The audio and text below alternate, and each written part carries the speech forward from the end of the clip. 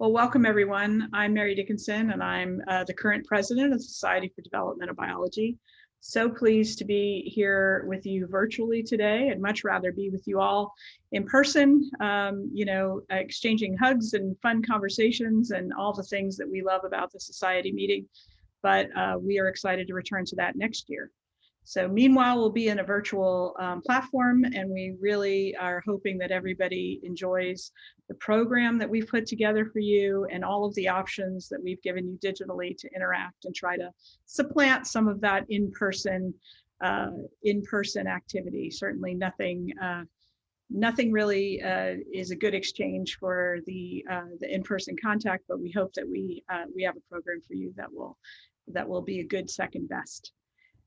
We have an awesome lineup of folks for the meeting today, and I'm going to share some slides now to start things off. And this meeting is very much a collaborative effort, and I want to share some thanks from the very beginning for some of the people involved.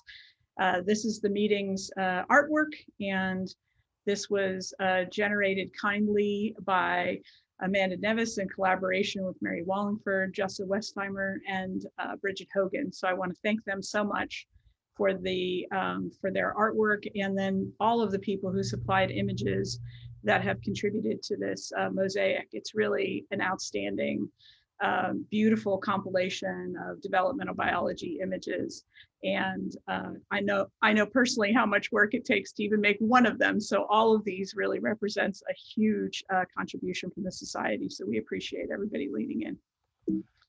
Oops, hang on 1 second. I lost the, oh, there we go. I want to also acknowledge the hard work of the organizing committee. These are the folks that contributed to this. We tried to pull together this year, really wanted to assemble a group of folks that represented more senior scientists, more junior scientists, and people from all different model systems and backgrounds to be able to pull together the incredibly diverse program that we have for you today. And of course, I need to thank Ida and Marcia and Laura, because if we didn't have those folks, we wouldn't have a meeting at all. It's really their heroic efforts really to bring this about and to work together with our digital sponsors to ensure that it goes off seamlessly. So big thanks to those guys, huge amount of work to really put on a virtual meeting, and they've really made this look super easy and made my job super easy. I want to acknowledge, of course, the funding that the Society receives for the Society for the meeting, for its endeavors from the National Science Foundation, as well as the National Institute of Child Health and Human Development. We're very grateful that these funders for years have supported our activities, and very grateful again to recognize them here at the meeting. In addition to that, we have a number of different industry sponsors that have contributed to make this meeting happen. Our journal, Developmental Biology, is a strong sponsor of ours. Elsevier has always been a great contributor, and we're very happy about our partnership with them. So we're grateful for their sponsorship. 10x Genomics is sponsoring both the presidential, three things: the presidential symposium, the plenary session, the second plenary session, as well as the undergraduate student poster competition. So very grateful for 10x Genomics for doing this. Developmental Dynamics is supporting our postdoctoral symposium. Again, really fantastic symposium. I hope you don't miss. Really fantastic to see all of the young people coming forward with fantastic talks there. Rebus Biosystems is sponsoring our imaging developmental biology session.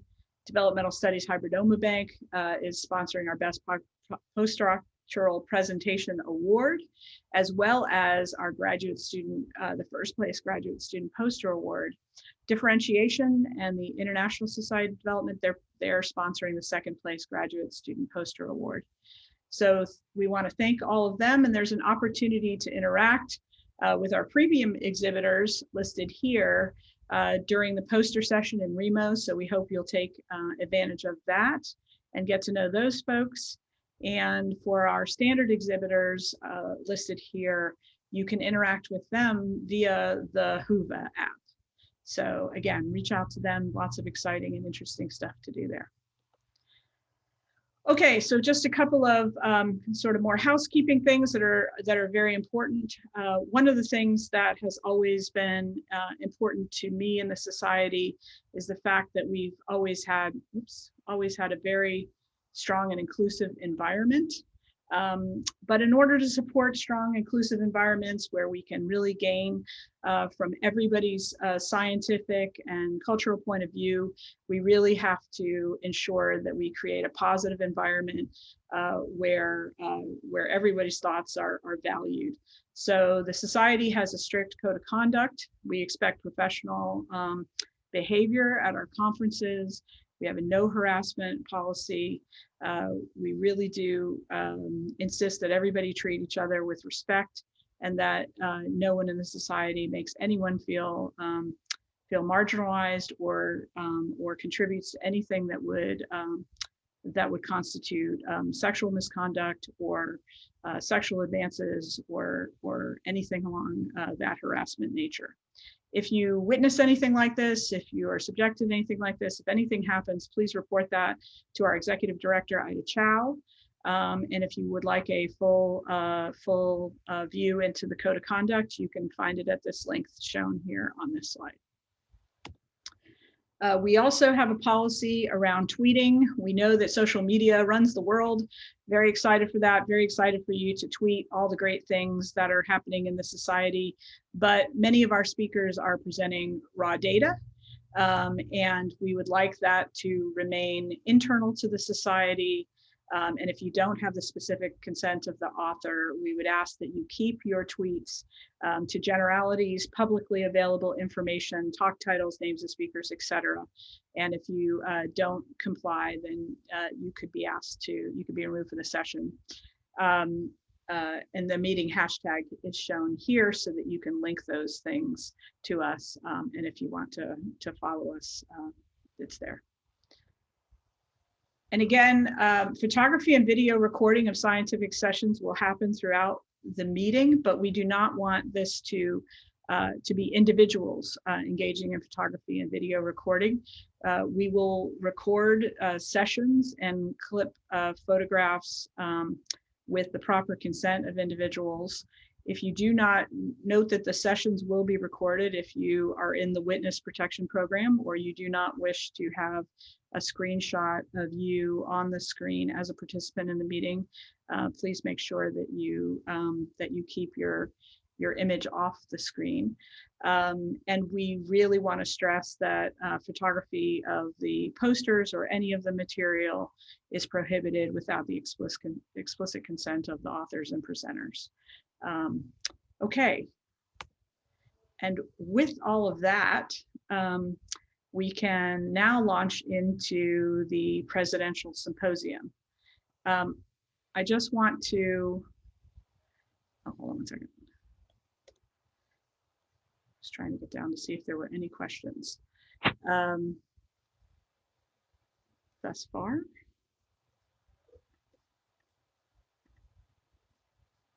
I'm going to stop sharing so I can see if there are any questions thus far. That's great.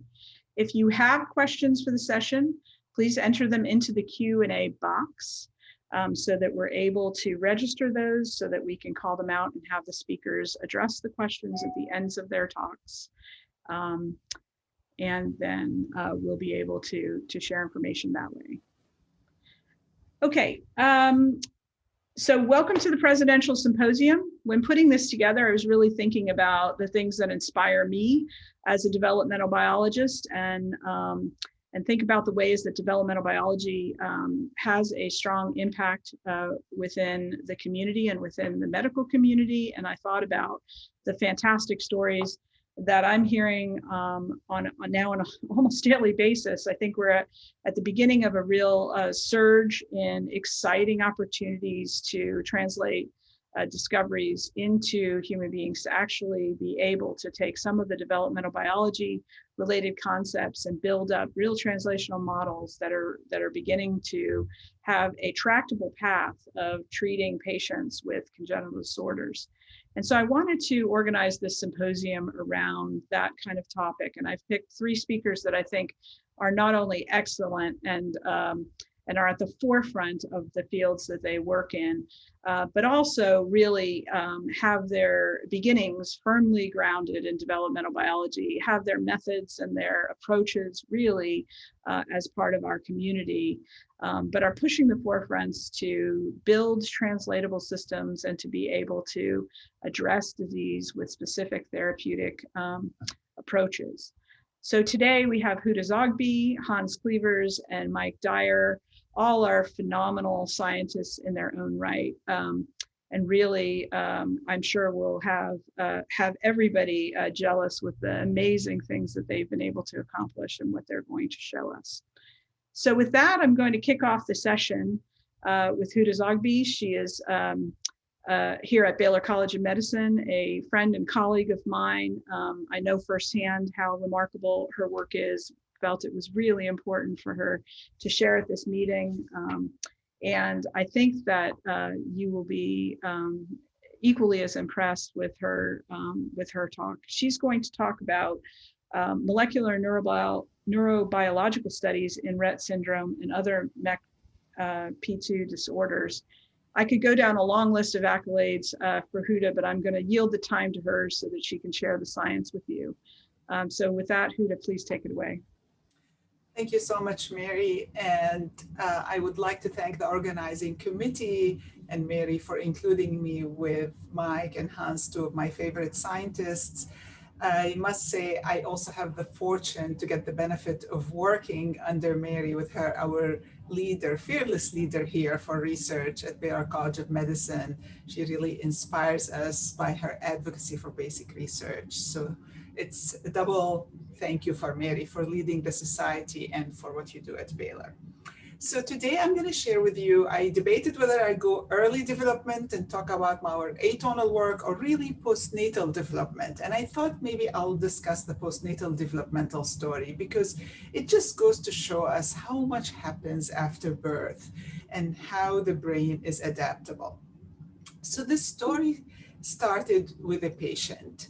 And this patient came to me at 5 years of age, many, many years ago, after being a perfectly healthy young girl. You see her here sitting, going through a book, properly using her hands. You see her here riding a horse. She was able to sing nursery rhymes. She was able to run around, social, motor intact.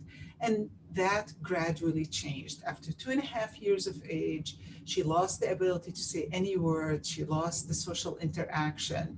And you see her here constantly wringing her hands instead of the typical use of the hand. And this was 1983 when I first met her, just when Bengt Hagbert reported on 35 girls from Europe and named the disease Rett syndrome after Andreas Rett, who discovered it in Germany, wrote an article in the German literature in 1966. And it was serendipitous. I saw another girl like her a week later, and I became fascinated. What is it that you're born healthy, can do everything a healthy girl will do, but then lose that skill, but it's not degenerative? So I felt it's a postnatal developmental problem. They were all girls and they were all looking the same. I started seeing patients and reporting on them, and we became the largest center for Rett syndrome and decided I'm going to find a gene for this disorder. The challenge is it's a sporadic disorder, and back in the 80s, we were not sure that a sporadic disease could be genetic, but that's proved to be the case. And in 1999, we found that the gene is indeed on the X chromosome, which explained why we saw it in girls and not in boys, and it encodes methylcytosine binding protein 2. Now, as many of you know, this protein was discovered in 1992 by Adrian Bird as a protein that binds methylcytosine when it's followed by guanine. Today, we know it binds all methylated cytosine, irrespective of what the nucleotide after the cytosine is.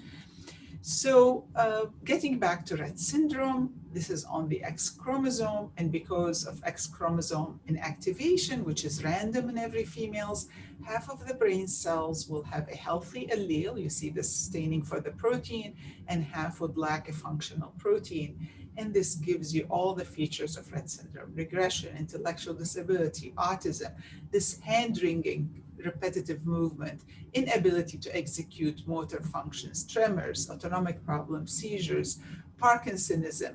Again, these girls live into their 80s with this disease. So it's not degenerative, but the neurons don't function well, and every part of the brain is affected. We started seeing males. Initially, we didn't know of many males. We had a couple of males that we knew of, but we do know now that males lacking the gene are extremely severe.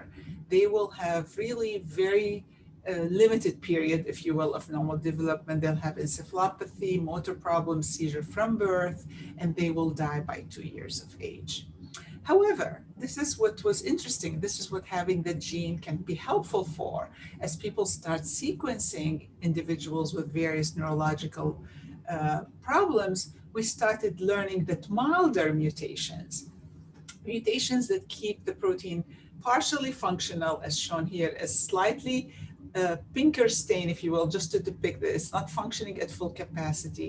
These individuals will present with mild learning disability and typically have one of these neuropsychiatric features: autism, anxiety, OCD. These don't all occur in the same person.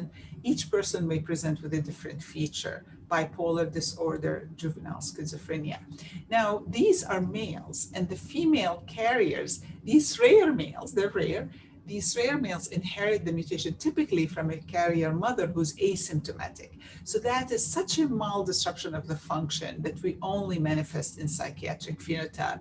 So this tells you along the developmental scale how psychiatric phenotype are the most vulnerable, the first to show up. In the lab, as we began experiments to see what will happen if we were to add the MECP2 gene, we started with a positive control experiment, just adding the human gene under its own control element using a large INSID genomic clone. And we quickly learned that doubling the level of this protein in mice causes progressive neurological symptoms, including premature death by 1 year of age. And this led us to wonder if there will be humans who have a duplication spanning this gene. And indeed, Linda Van Asch in Belgium reported on many males with duplication spanning this gene that have all the features that we see in the mice with recurrent respiratory infections. Of course, we didn't see this in the mice, maybe because of the pathogen-free facility. So what did we learn from that? We learned that the gain is actually a gain of the normal function. So you see here a wild-type hippocampal excitatory neuron with a typical number of synapses, and you see here a MECP2 null neuron with decreased number of excitatory synapses, whereas a duplication mouse has extra synapses.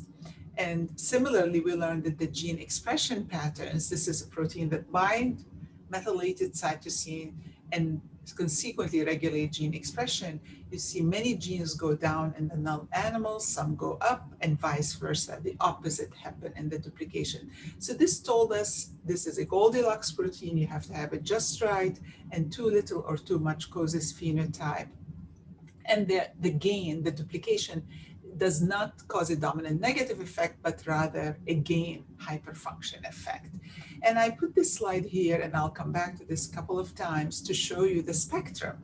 You have to have this protein right, having mosaic, as in Rett syndrome females, you get Rett syndrome, null, very severe. We have shown in mice that reducing the protein by 50% causes a moderate phenotype. This is one of those mutations that's milder that causes all the neuropsychiatric phenotype.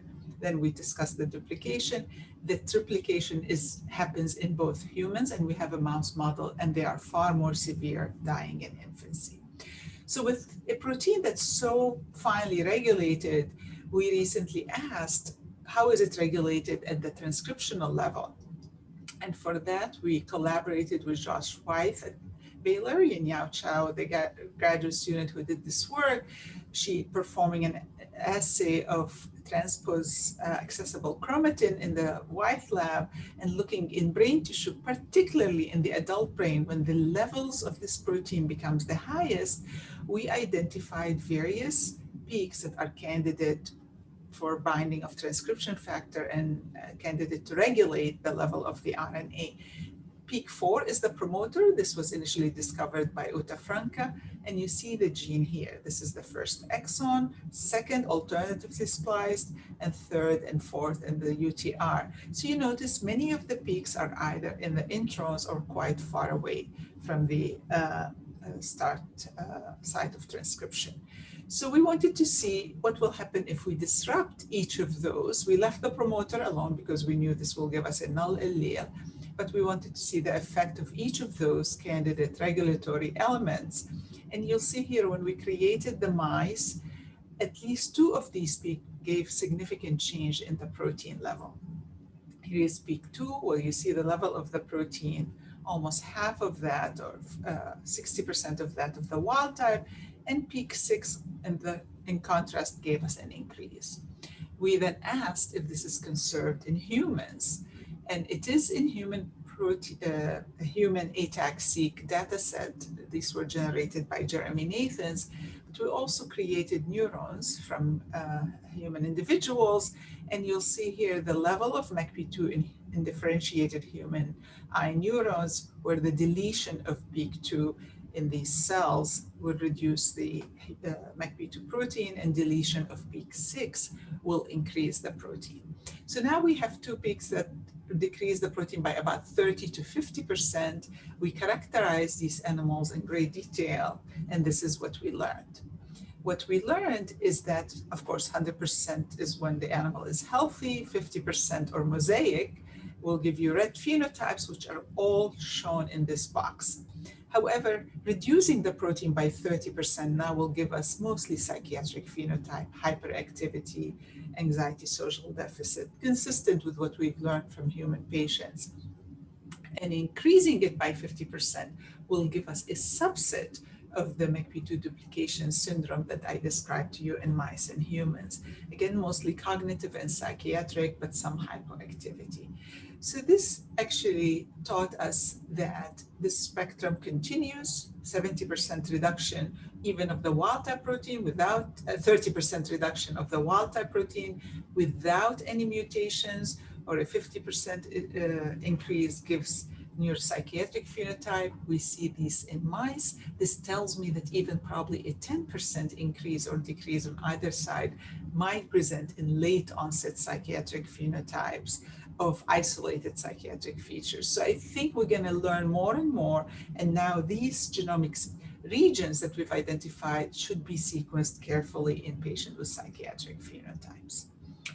Now, getting a little bit into the neurobiology of Rett syndrome, these are the clinical features I mentioned to you. They are basically affecting all parts of the brain. We've studied the effect of deleting this gene in various neurons, and this is a lot of work I will not spend time on today, but I would tell you what we learned, that this protein is essential for the functions of all these neurons. And the essence of what happens when we delete it from a particular neuron is this neuron will function at reduced capacity. It will still function. It'll do everything it normally does, but at about 30% reduction in its signaling capacity, neurotransmitter levels. So it's almost like this protein is partially disabling all these neurons. And we also learned that all of them are important. So for example, when we got 10 features of Rett by knocking out in the inhibitory neurons, we thought maybe if we boost inhibitory neuron activity, we can rescue the phenotype. And we did, but just for a short while, because it's really a circuit problem. When you're lacking it in the excitatory neurons, eventually the circuit will crash, and vice versa. So we've done all these deletion and rescue studies, and we learned it's the circuit that's important. It's the whole brain. You can't fix it in just one cell type. So one thing we explored is maybe if it's a circuit problem, why not stimulate the circuit? And let's focus on one circuit, the hippocampal circuit, by stimulating the fornix that projects to the hippocampus and activate hippocampal neurons. Maybe if we boost the activity of hippocampal neurons, we can modify at least the hippocampal learning and memory phenotypes. And we did this in adult, mature rat mice that had all the abnormality of learning and memory, adult neurogenesis reduction, many hippocampal abnormalities, using deep brain stimulation paradigms currently used by neurosurgeons in the clinic. And this is work done by Shuang Hao and Zhangrang Tang here, my collaborators at Baylor. And I will just summarize these data and share with you that stimulating the fornix improved all hippocampal functions, pretty much really normalized them in the rat female mouse model. It improved hippocampal learning and memory, normalized hippocampal plasticity, restored abnormal synchrony patterns we identified in these neurons, increased adult neurogenesis, and improved quite a bit of the gene expression. So this was really exciting. But this was one feature of Rett, and you saw all the many features. So we recognized it's going to be really tricky to treat Rett syndrome with isolated one deep brain stimulation. We're exploring now deep brain stimulation for motor function, and that's working. We're hoping that maybe one could focus on these two big targets. But we also wanted to explore, since what this did is boosted the stimulation, boosted the activity of the neuron and improved the plasticity, we asked, would intensive behavioral training enhance the circuit activity and improve Rett phenotype, such as instead of using it by electrode stimulating a region of the brain, engage the animals in repetitive activity, intensely training them, could that engage the neuron? Now, recognizing that many families do physical therapy once their child gets diagnosis, we wondered if really the timing is important, and that perhaps if we did this training before symptom onset, could that make a difference? So we wanted to compare before and after. And I'm going to share with you these data. We started with motor coordination, a very strong phenotype in the Rett female mice. In this phenotype, we know the symptoms start at about 12 weeks, and the animals simply cannot sit on the rod after 4 days of training. They simply will fall all the time. So the severity will increase. So we wanted to see what would happen if we trained the animals before symptoms occur and did that every 2 weeks. So it's not terribly intense, but every 2 weeks they get 4 sessions of training. So that's a total of 18 training sessions. But we wanted to be sure that this is not simply because of the amount of training. So we did the same amount of training sessions, but after symptom onset. And of course, the naive animal just get the standard 4-day of training. And the results are very clear. If you look at wild type animals, and this is work done by Nate Keeley, who is a graduate student in the lab, you'll see that the wild type animal will stay about 240 seconds on the rod, no matter how much early or late training. But the naive animals fall immediately. Those are just 4 days of training. Late training causes some improvement, but it's nowhere close to what early training did. You could see here the early trained animals spend almost as much time as the wild type animals. And when we followed this animal with discontinued training, we delayed the onset by 5 months. And even then it was so much milder than if never trained. Then we wanted to see, is this specific to motor or could we use different domains? So we looked at the learning and memory domain, a hippocampal domain. In this case, you put the animal in a cloudy water and the platform here is hidden. A wild type mouse will quickly use cues in the room using images on the walls to find the platform after 4 sessions of training. So they'll take a shorter path. But the Rett mice, unfortunately, don't do that. And you see them here, even after the 4 sessions of training, still doing poorly. So again here, we wanted to ask, would early training before symptom onset improve performance? For this task, we didn't have a lot of time. The Rett mice start to be impaired on this task by 6 to 8 weeks, and they simply can't do it by 12 weeks. So we really only had a couple of months, I would say, of pre-symptomatic to early symptomatic time to train. So we did that. We trained them once a month. They get 4 trials every month. And that was 12 total trials with the early training. And then we had the 12 trials clustered together after symptom onset. And then, of course, just the naive that they get the typical 4 trials. And here you can see the data. You will see here that the wild-type animals, naive wild-type animals, after 4 days of training, they will quickly find the platform.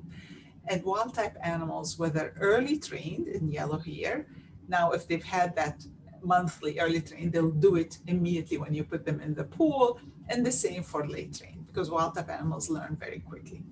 But the red animals, who are unfortunately early trained or naive, you see here, and late trained, they simply can't find the platform. However, in brown here, you see the red animals that are early trained, they perform as good as wild-type animal. So this was really exciting, and now we wanted to challenge them. This is the acquisition of the memory. We asked, what if we took away the platform? Would they search the quadrant where that platform used to be? And there are 4 quadrants, so 25% is chance. And you'll see that the wild-type animals will spend 50% of the time where they recall that this was where the platform was. The naive rat mice can do it. The late trained rat mice can do it, but now the early trained mice are doing much better than chance, and they're improving on this task. And similarly, the animals will search the area where they knew, they crossed that area multiple times, and you'll see the early trained rat mice do very well on that. So this was quite exciting. Now we had a hippocampal phenotype that's improved. So we asked if they did well on this learning task, can they do well on another hippocampal phenotype? Because deep brain stimulation corrected all of them, because it's really activating all hippocampal neurons. But this training, behavior training, did not. They failed on another behavioral phenotype. So this led us to suspect that when we're training on a task multiple times, there is task-specific neurons that are activated, and those are the ones that mediating the benefit. So we wanted to test that hypothesis, and to test this, we had to label those task-specific neurons. And here we used animals developed by Li Chun Lu, who generously shares them, the FOSS trap mice. FOSS gets activated when an animal is engaged in a task. So any neuron that expresses FOSS, that's activated, will express FOSS. And they have a CRE-ER, the recombinase that's hormonally induced, we can add tamoxifen, that will excise a stop codon and get a reporter gene activated. So this way, any activated neurons during a task, we're going to be able to label that neuron and capture it. And just to show you simple data here, in a mouse that's just handled and given tamoxifen, you don't see many labeling. But a mouse that has been put in the Morris-Water maze that requires hippocampal neuronal activation as well as some cortical neuron activation, you see that at labeling. So now that we can label those neurons that are task specific, we can manipulate them. We can either silence them or activate them using these designer receptors that are activated by designer's drug. In this way, clozapine nitric oxide, and this is technology developed by Brian Roth. By injecting those receptors in the brains locally, virally, in the brains of the rat mice, and under CRE-dependent recombination they will be expressed, we can now get the task-specific neuron to selectively express either of these receptors. So we did this, and we had many, many controls. I'm just simplifying here in the interest of time, showing you the animal without the receptor, they have M-cherry, and the animal with the receptor. So if you give the silencer drug without the receptor, it shouldn't silence, but when there is the receptor expressed, they will be silenced. And you'll notice here that we train them the usual intensive training, and we ask, can they learn? You give the drug, we expect they will learn, but if they have the silencing receptor, we're going to see if they lost that ability. And here are the data. This was with M-cherry, and you'll notice that the rat animals, again, this is an independent replication of our study. The training really works. You see they do as well as wild-type animals, but when you silence their neurons, they're now back to chance. Wild-type animals can recover. Even though you silence the neuron, you bring in a new set of neurons 4 times in a pool is enough for them to learn it, but not the rat mice. They need more than 4 times in a pool. pool. And again, crossing the target area, you'll see they do very well with the training if only cherry, but not with the silence receptor. Then we asked what would happen if we stimulated these task-specific neurons, but did not really train. Just put them in the pool once and go ahead and activate those receptors, of course, the control cherry here, by just once a month instead of putting them back in the pool. Keep them in their home cage, but stimulate these neurons, which are now going to simply activate the task-specific neurons that were engaged the first time in the pool and see if they can learn. And the data are here. So here, if you only put them in the pool once, then even the wild-type animals will forget. So they will not remember. But if you put them once in the pool and then every month for a couple of months, give them the CNO and stimulate those same neurons that were engaged in the task, they will now learn and they will cross the platform. Of course, not as good as perhaps the behavioral intensive training, but it's pretty good. It's definitely remarkably well. So this told us it is really the task-specific neurons that are benefit from that intensive training, and that this is how we have to think about physical therapy. So this has big implications for Rett syndrome when you take all these data together. I mentioned to you girls with Rett syndrome are born healthy and typically start regressing after 18 months or 2 years of age.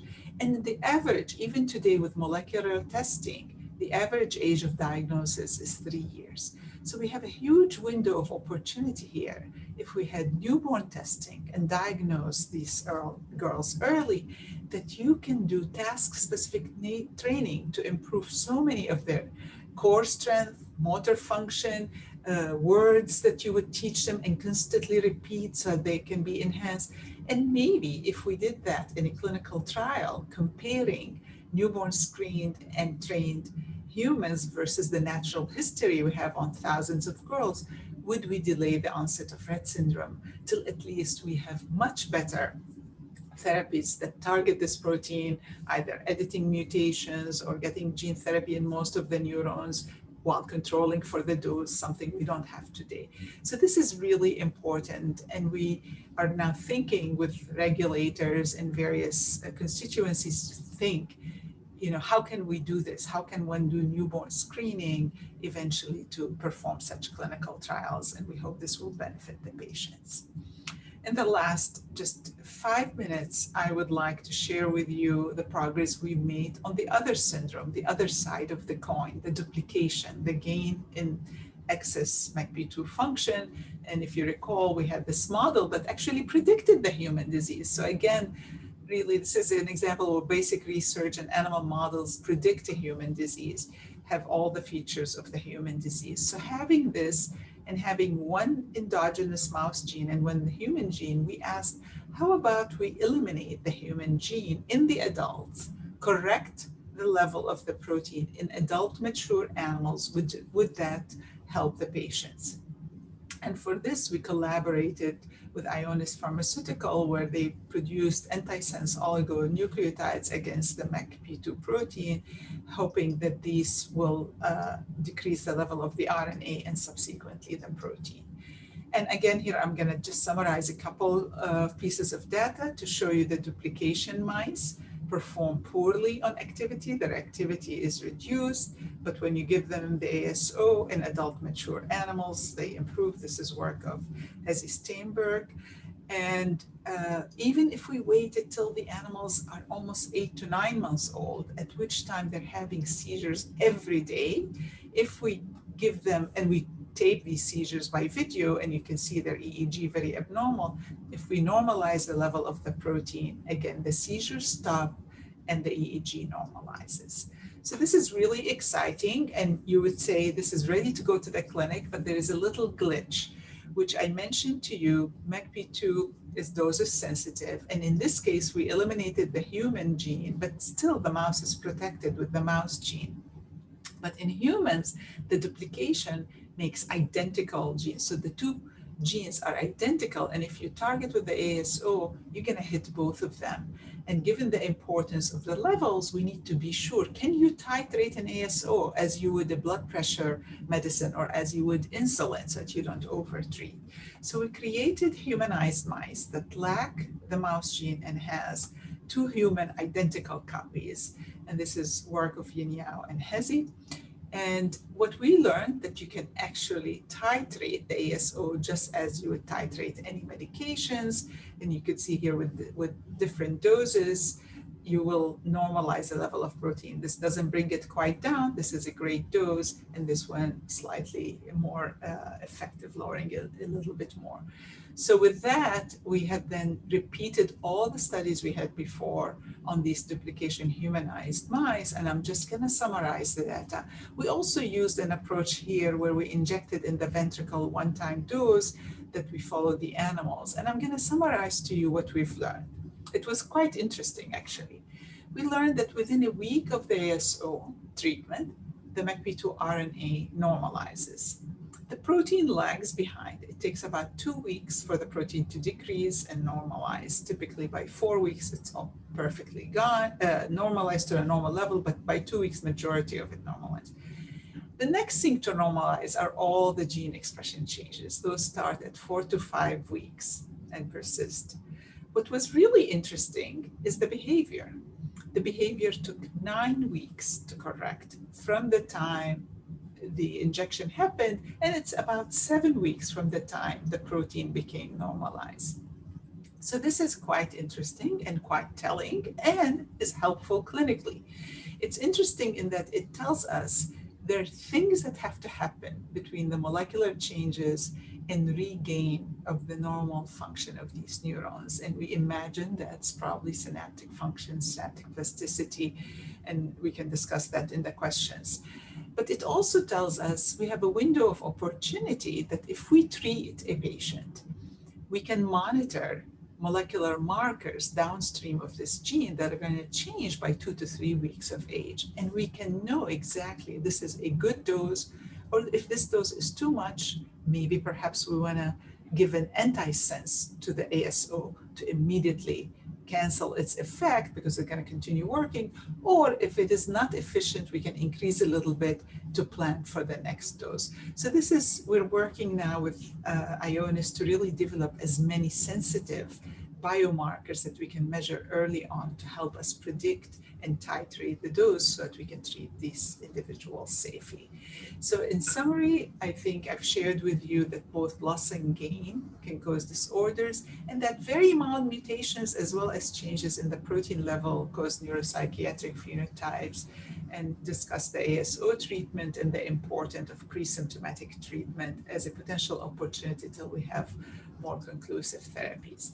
And I'd just like to highlight the people who've done the work, to graduate students, the training and the ASO treatment and regulatory elements, our physiology and synaptic plasticity by Wade Wang, and collaborators at Baylor and Ionis, and Josh White. Thank you so, and of course our funders, and my greatest thanks are to the family. And this is in the park when we were able to at least take masks and be all together. This is the lab. Thank you so much. Thank you, Huda. That was outstanding.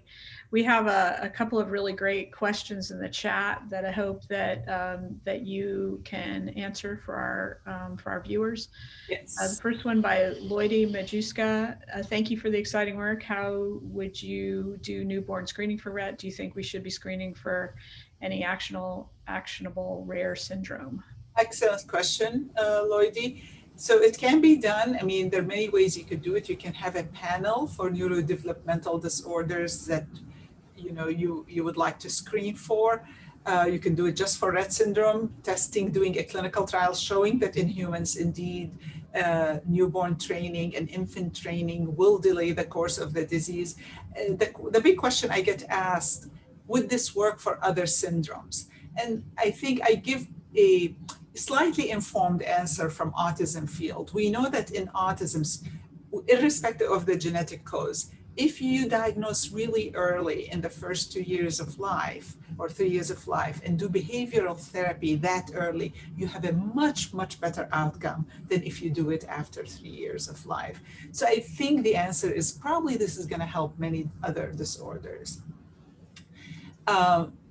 The second question is from Shruti Pawar. Why can't males have the disease in hemizygous condition?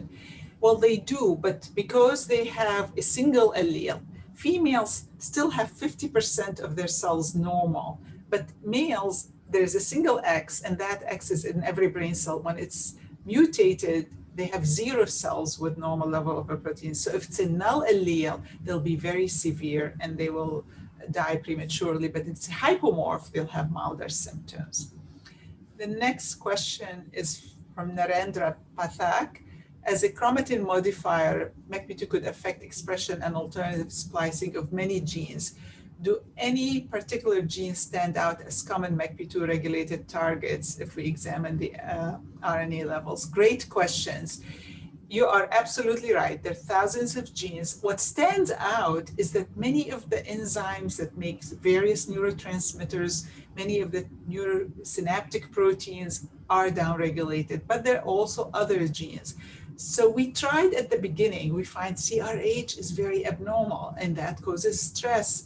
And we normalize CRH and the stress improves in the animals. But again, it doesn't last very long because there's so many genes that are misregulated. This is why we really need a more comprehensive therapy and eventually really replacement therapy safely. Is the improvement long-lasting or do the mice eventually wane in their ability? As I mentioned, we followed them up for 5 months and for 6 or 7 months, and up to 5 months after training, they did very well. They started declining some, but it was nowhere as before. We don't know the extent. We haven't gone for a year, but we think it'll have some lasting effect. But of course, it's not a cure. And then could epigenetic reprogramming during training contribute? Great question. We are testing that right now. We're looking at the various chromatin mark, and we want to see, first of all, with treatments or with changes in the level of protein, what reprogramming happened, and then we're going to go into these selective neurons. And then if from Zainab Afzal, if in Rett, if the neuronal network formation is the problem, are synapses forming between neurons getting disrupted? Is there a way to even test that? Yes, we've tested that actually. Visually and microscopically, we've shown that there is loss of synapses, and when you correct the defect, or if there are too many synapses in the duplication, when you correct the defect, things improve. So the good news is that it's dynamic. Mary, shall I continue or do you want me to stop? I think you can take maybe one more question and then we probably should move on if that's okay. Brigitte Arduini asked, do you think the level of MECP2 modulation that's effective will vary from patient to patient? Are there different absolute levels due to different genetic background? Beautiful question. I think we're going to learn that, Brigitte, as we sequence more and more people, these big studies, and begin to relate phenotypes and maybe begin to relate variants. We don't know yet the answer to your question, but it will happen. Beautiful. Thank you, Huda. Very much appreciate it. Okay, we're going to move on to our next talk. Our next talk is by Hans Clevers. Sorry, I'm just pulling up there we go. His work has really been a really exciting portfolio of studies to watch over the years. His work's really focused on stem cells in the gut, but through his endeavors, he's really been a pioneer in the formation of organoids, which are now becoming a super powerful translatable tool to study human cells and culture in 3D environments, and really be able to use that platform to not only look at disease etiology, but also to test therapeutic paradigms. And so I'm very excited to have him here. His talk is entitled Organoids to Model Human Diseases. So please take it away. Yeah, thanks very much, Mary. While I'll try to share my screen. In the introduction to this session, you mentioned that you felt that all three of the speakers are rooted in developmental biology. I was actually quite proud to hear that you feel that that is the case, because we definitely try to stick to all sorts of strategies and principles from developmental biology that we try to apply to adult tissues. Here you see our champion, which is the gut epithelium. So you see one villus in the center. Mouse has about 1 million. We have about 1 billion in our small intestine. And these villi are surrounded by 5 to 10 crypts at their base. And it has been known since the 50s of the last century that this is probably the most dynamic tissue in terms of self-renewal in a mammalian body. And it was estimated in rats and in mice that it would only take cells 3 to 5 days to be born at the base of the crypt, and then to divide, mature out, and die about 4 or 5 days later at the villus tips. So we had some insight into this tissue. We actually stumbled upon this because we by chance cloned a few transcription factors that turned out to be key in the Wnt signaling pathway. When we knocked out one of them, TCF4, nothing much happened during development, but newborn mice had no crypts. So this linked, we think for the first time, Wnt signals to adult stem cells. We about at the same time, together with Bert Vogelstein, found that activating mutations in the Wnt pathway, like loss of APC, I'll get back to that, are the initial cause of colon cancer. So we had these two phenomena. Wnt drives normal stem cells of the gut. Activating mutations cause cancer in the same tissue. In 2000, genome-wide gene expression technology became available. Then microarraying, that would now be RNA-seq. So we collaborated with Pat Brown. And we found a number of Wnt target genes in colon cancer cell lines that then turned out to be also Wnt target genes in crypts. So crypts and cancer cells of the gut are really quite similar. And we worked our way through this list of about 200 genes. Nick Barker did a lot of that work. You see his name here. And he stumbled across this gene LGR5. I'll show you what it does in a few slides. Which lit up, this is actually a GFP knock-in, which also has a CRE-ER in mice, and it lit up these tiny little cells at the base of the crypt that we had entirely missed, and almost everybody then in the field had missed, but that were already reported by Joseph Panet, who also describes in this paper these big cells that are called Panet cells. He's a Viennese pathologist in the late 19th century. And we thought that possibly these cells could be the stem cells of the gut. This had actually also been proposed by Leblanc in the 60s and the 70s, although he couldn't do the experiments that we can do now. So the mouse I just showed you that Nick made actually has a GFP, but also CRE-ER.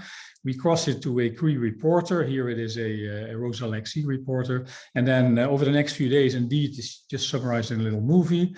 Nick sees proliferative daughter cells that divide very rapidly, cell cycle times of up to 10 hours. Take 2 days, they exit the crypt, then they take up one of the about 10 different cell types of the mature gut epithelium. Now they are exposed to the contents of the lumen of the gut, so very harsh biological environment. They work hard, they pump nutrients into the blood and lymph vessels, keep everything else out. And then by day 4 or 5, they probably are fully worn out. They reach the tips of the villi and they indeed undergo apoptosis. Now, if you don't sacrifice these mice after 5 days, but you wait 2 years, these ribbons, these blue ribbons still exist. So the cell that we marked is long-lived. And the ribbons, when made from a single cell, contain all of the other cell types of the epithelium, so they're multipotent. And in that sense, we propose them to be the stem cells, because long-lived, multipotent. Yet we made a number of peculiar observations that actually made many people doubt whether you could really call these cells stem cells. One of them is they don't divide asymmetrically. We used this confetti reporter that we made from Jeb Lichtman's rainbow mice, where we can mark individual stem cells in different colors. There's about 15 or so of them. Eventually, crypts will always end up in one color. That takes about 2 to 3 months. And we could show, together with Ben Simons, Doug Winton also showed this independently, that these stem cells don't divide asymmetrically, but they simply just divide and they compete for a limited amount of space. There's space for 15 of these cells. They divide every day, which is the other peculiarity, and therefore they just randomly push each other out every day. And sooner or later, if you start with 10 colors, which you can do with this reporter, you'll end up with a single color. But I won't talk about in this seminar about other tissues, but we saw these phenomena essentially in all proliferative epithelia, like the hair follicle, the epidermis, or the stomach epithelium. And later on, we realized that normal organs that don't divide much, like the liver or the prostate, that they actually, when stem cells become activated upon damage in particular, they will become LGR5 positive, and they will actually then be marked as stem cells. So I would now argue that probably every epithelium, be it ectodermal, mesodermal, or endodermal, when its stem cells become activated, they require wind to do so, and they will be marked by LGR5. These, by the way, are the images we got from these mice. So you see indeed individual crypts lighting up. Eventually, if you wait long enough, it's a single color, one of the stem cells just totally by chance, one from all the other ones that were here. And you see these parallel bands of colors that flow out of individual crypts along the flanks of the villi. So this is one villus. You get these parallel, beautiful bands of epithelial cells. What we didn't know when we tried to grow these stem cells, but I'll show you this here because it explains a lot of what we noticed, is the function of LGR5. LGR5 is a 7 transmembrane receptor. It's one of 3 family members, LGR4, 5, and 6. You see it here. Doesn't appear to be coupled to G proteins. The same holds for frizzled. That is also a 7 transmembrane receptor that we don't believe is coupled to G proteins. And this is LRP. These two are the classical Wnt receptors. Winds are lipid modified, which makes it very hard to produce them and very hard to work with. That's a reason why we used in our organoid experiments R-spondin, and you'll understand why that is here. So when Wnt brings together these two co-receptors through beta-catenin and TCF, it activates target genes, and amongst those target genes are these E3 ligases. You see their names here. But very specifically, ubiquitinate frizzles, and very rapidly, in a matter of hours, remove the activated receptor from the surface. So this is great for development, as you'll realize, but it's not good enough for, I have to go back to my movie. Apologies for this. It's not good enough for a stem cell, because a stem cell needs a very robust, prolonged signal rather than a weak signal that only takes 2 hours, which is, as I said, great during development. So here you see a stem cell. It has LGR5. We found more recently that R-spondin is the ligand of LGR5. With one furin domain, it actually can bind to R-spondin. R-spondin with this other furin domain absorbs away the E3 ligase, and thus the active stem cell now will keep its activated Wnt receptors on the surface. And when you read out the strength of the Wnt signal, it goes up from 5-fold, great during development, but not good enough for an adult stem cell, to 200 to 500-fold, which is exactly what an adult stem cell likes. So if a cell has LGR5 or one of its 2 family members, and it experiences R-spondin from the niche, it can very potently amplify these Wnt signals. On its own, it cannot activate Wnt. So we didn't know this when Toshisato in the lab tried to culture these stem cells, and the reason for that was the observation that these stem cells constantly divide. They divide in the mouse with a cell cycle time of about 23 hours. And this was against the dogma that stem cells are label retaining. When you label their DNA, they keep the label for a long time because they are presumed to be quiescent. They would be dangerous for a stem cell to divide too much, too often. And therefore, the progenitors, the daughter cells, can divide rapidly, but stem cells should really not do that. Now, that's a very smart hypothesis. However, it's not the case in the gut. And we now know several other organs don't use that strategy. We find that our stem cells constantly divide. They go through about 1,000 cell divisions in a lifetime of a mouse, probably 20,000 in a lifetime of a human being. So these are consecutive divisions of the same stem cell. And based on that, we try to culture these stem cells. And we're inspired by Minna Bissal's work on R-spondin and memory epithelium that forms very nice 3D structures. So we used our Matrigel We knew we had to activate wind. For that, we used arspondin, that was then known as a wind amplifier, but was not known to be the ligand of LGR5, just a lucky guess here. EGF is a very strong mitogen for many epithelia, so we added that in. And from an old experiment, we knew we had to block BMP, and we do this by expressing the protein noggin, or by adding a recombinant protein. So 3 recombinant proteins in Matrigel, no serum. The intention was really start with one stem cell, make many stem cells, but we saw something very different. We saw these epithelial structures arising, and they turn out to be copies, mini versions of the gut epithelium. There are multiple buds that actually you can make it from a single stem cell. They'll make these long-lived cultures. The buds are the crypt equivalents. They have many stem cells at the base, interspersed with Paneth cells that I just mentioned. The rest of the bud is the rapidly dividing daughters, and the central lumen is lined by all of the other cell types of the gut epithelium. So a single stem cell, when you put it in culture, will make these structures, and these structures have been growing for many years now. You probably realize that a mouse only lives for 3. These can grow much, much longer. When we first saw this, we thought we must have basically turned these cells into cancer cells by over-activating them. By sequencing, we never found any oncogenic mutations in these organoids. The ultimate test was performed by Toshi in collaboration with Mamoru Watanabe in Tokyo. So he sorted from these mice, these LGR5 positive mice from Nick Barker, a single colon stem cell in this case, grew it up to about 100 million cells, froze them, sent them to Tokyo, and there Mamoru's people had treated mice with DSS, dozens of mice. And DSS causes an inflammatory bowel-like syndrome in these mice, very popular model in gastroenterology research. They infused these Dutch organoids that were taken from an RFP positive mouse into the anuses through the anuses of about 30 or 40 of these DSS treated mice. Over the next few hours, things happen that you just saw. The organoids float around. Their basal site is on the outside. The integrins are on the outside, so they will not adhere to normal epithelium. But as soon as they see collagens, laminins from exposed subepithelial structures, they will bind and open up. And like a living Band-Aid, they will seal these lesions. And you can see that here. You get these large patches.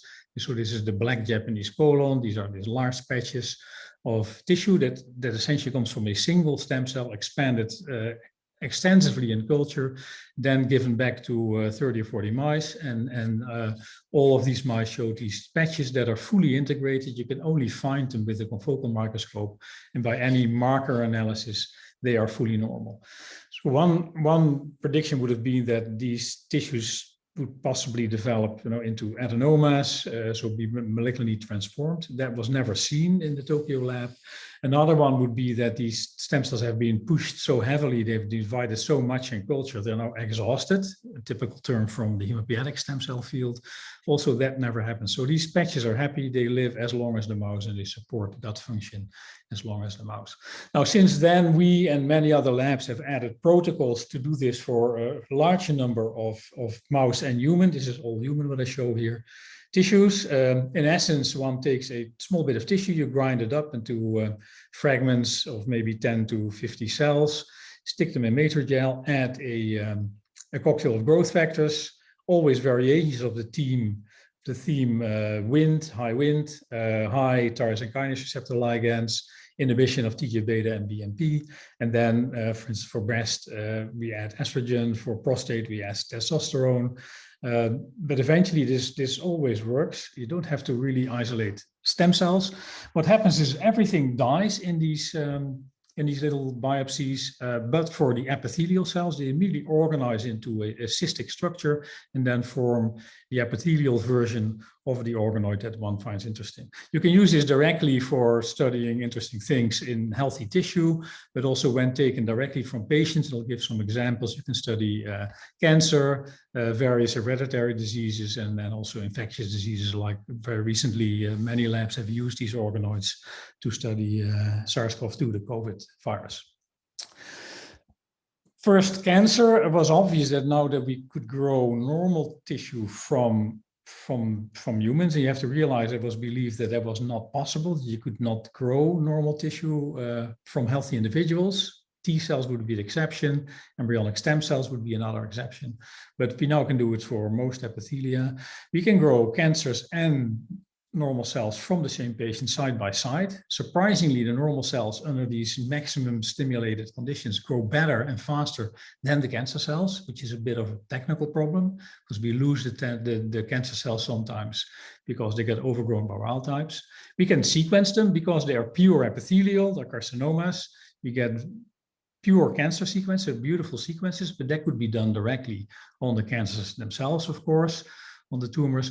But since we now have live cancer cells in the lab, we can expose them to drug combinations, and we can now go up to 50,000 compounds and score sensitivity or resistance to these drugs. And we've also, in other labs have done this, built large biobanks of a variety of carcinomas. You see a number of them here, and thus capturing the diversity of tumors from patient to patient, but also the diversity in background genetics, and for instance, age-dependent or gender-dependent or ethnic-dependent differences between individuals.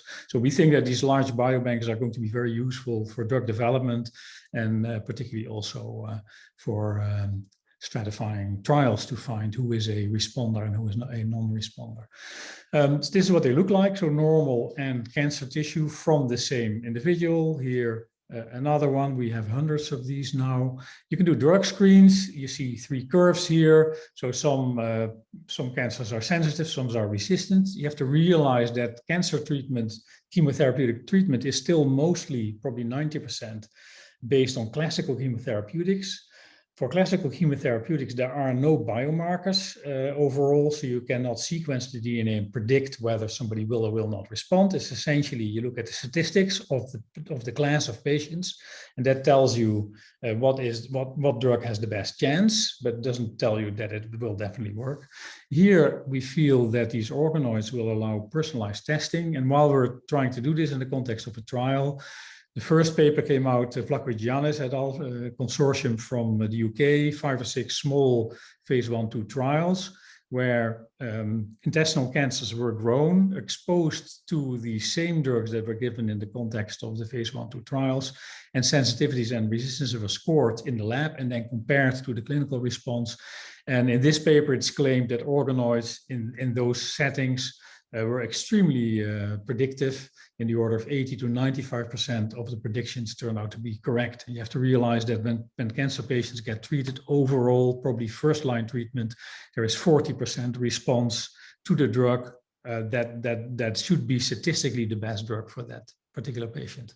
Now then, a number of other studies appeared where we were collaborators, but we were never the leads here, all claiming, showing that at least in these highly organized settings, this is not real life, this is in clinical trial settings, but that organoids predict 80 to 90% correct when compared to clinical responses to the same drugs.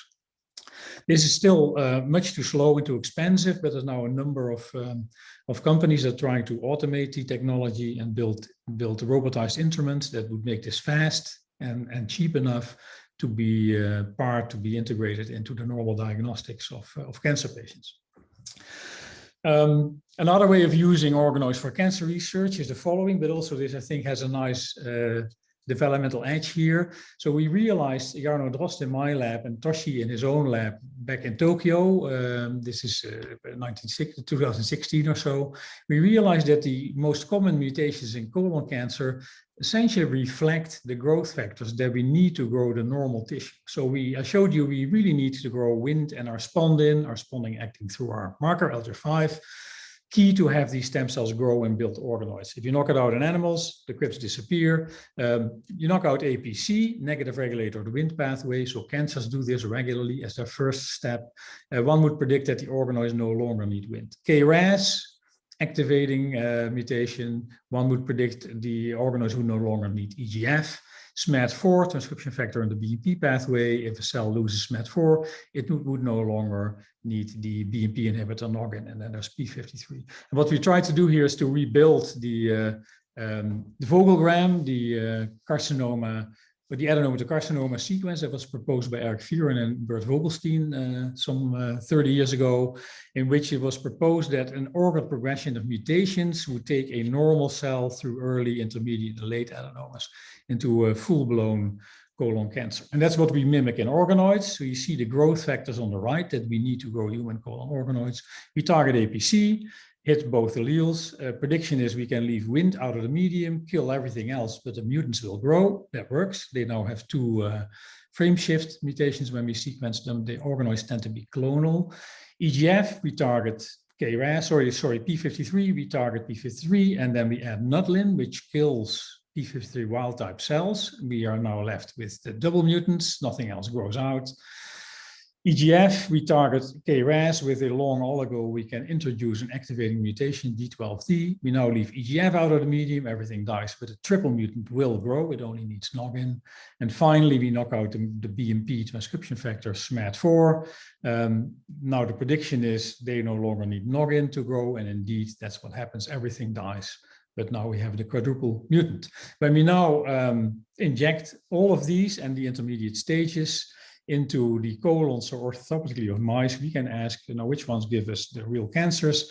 And as predicted by Bert Vogelstein 30 years ago, indeed, you need the full set of 4 mutations. It takes about 2 or 3 months to make these, by the way. You can also now, we can do it now all at the same time in multiple different tissues using base editors, which work fantastically well in organoids. And only the one with the 4 mutations grows in an invasive fashion and metastasizes to the liver, as is seen in humans. And the others essentially form adenomas, the 3 mutations here, or are hardly found back because they don't really grow very much at all. So this is a way of using organoids to study the roles of individual oncogenes.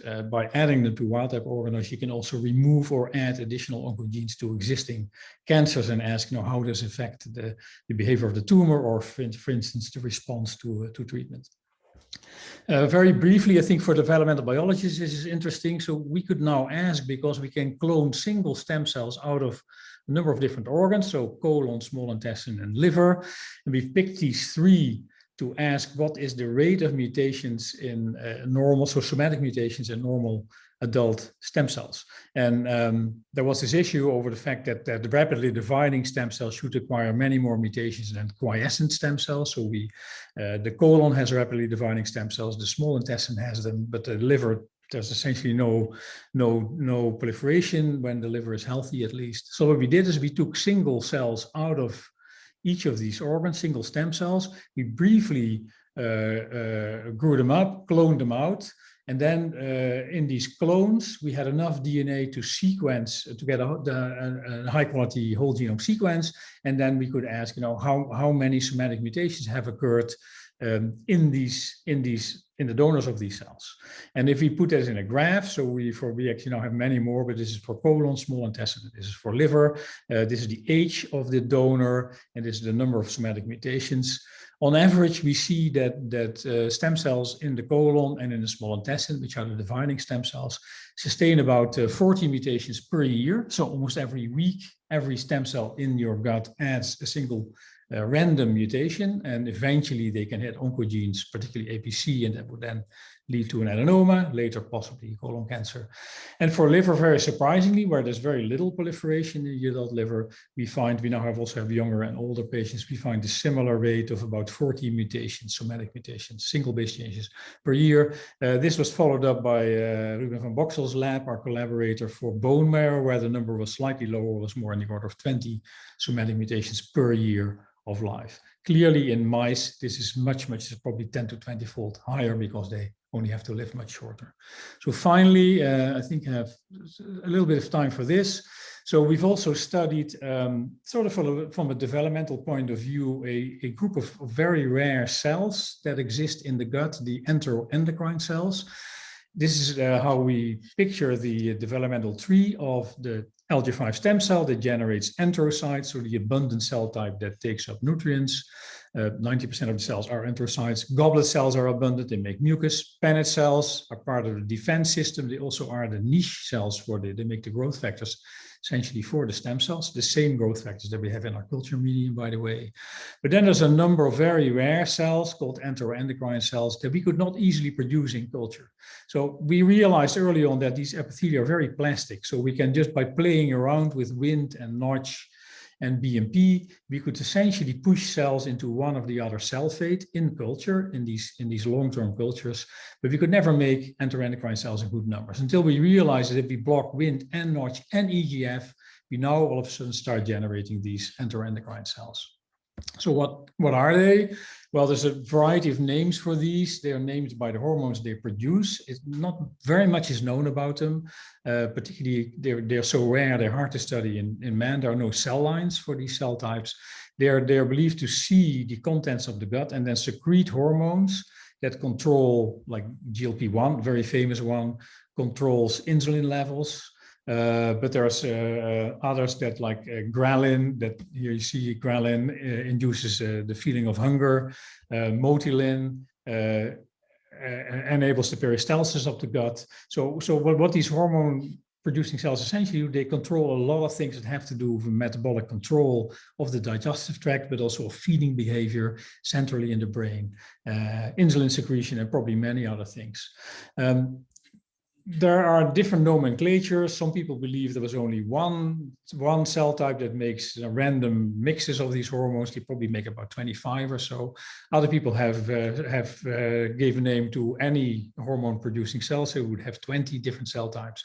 And we wanted to solve the lineage of these enteroendocrine cells. And what Helmut Gerhardt, postdoc in the lab, now just independent in Zurich in Switzerland, we realized that these neurogenesis, so the enteroendocrine cells form directly from stem cells upon a pulse of neurogenin 3. So it's essentially a few hours of neurogenin 3 expression, transcription factor, helix loop helix transcription factor, tells these cells to enter the enteroendocrine pathway. Then they take numerous other decisions, which we don't know much about yet. But he realized if he could actually use this pulse to monitor this process. And what he did is he knocked, this is actually a dose-sensitive gene, so you have to put something behind the stop codon or at the stop codon. He inserted a slowly folding, very stable red protein, tomato, and a rapidly folding protein that he made unstable, neon green. And the idea would be that if neurogenin 3 pulses, you would see a pulse of green that would then slowly turn into red and then eventually would disappear. And that happens here. You see that in organoids.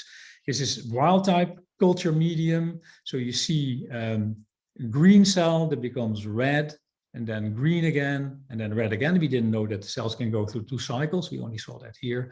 And when we culture them under the enteroendocrine inducing conditions, you can see that as soon as we add them, there's a massive induction of green here. So the early, then the mid stage, probably about a day old, and then 2 days old, they are red. So this now allowed us, and this is summarized in a movie, this will now allowed us to sort cells based on their age directly from the mice, from these knock-in mice, and then record the age by the color of the cells and then perform single cell sequencing and try to put together an entire developmental tree. And here you see the progenitor. So this is going to be an enteroendocrine cell. It indeed, it pulses, you see that here, neurogenin 3. Green comes up, so they're green. Green then is destroyed. Red comes up, they're yellow, and eventually they are red. And you see that happening here. They often connect to the anterior nervous system. It's not entirely clear how important that is. But now we can sort these cells directly from the gut, and we can record the color and then perform a single cell sequence. And this now allows us in principle to put together the entire hierarchical tree. You see that happening here. And then fill the tree with all of these different cell types, and that happens here. Now, when we do that, I see I have only 2 minutes left. So we can actually construct this tree. There is one branch which is quite separate, the enterochromaffin cells. They make serotonin, which is not a peptide hormone. It's essentially a small amino acid that's slightly changed. But then there are these 4 lineages of peptide secreting hormones. And for instance, here I just want to highlight this one here, and actually we knocked out a number of the transcription factors that you see here that we saw in the single cell sequencing in organoids. Very easy to do, and we immediately could assign roles to each of these transcription factors. But what I just want to point out here, this L cell is connected to the I cell. L cells make GLP-1. It's currently a blockbuster drug for type 2 diabetes. I cells make neurotensin.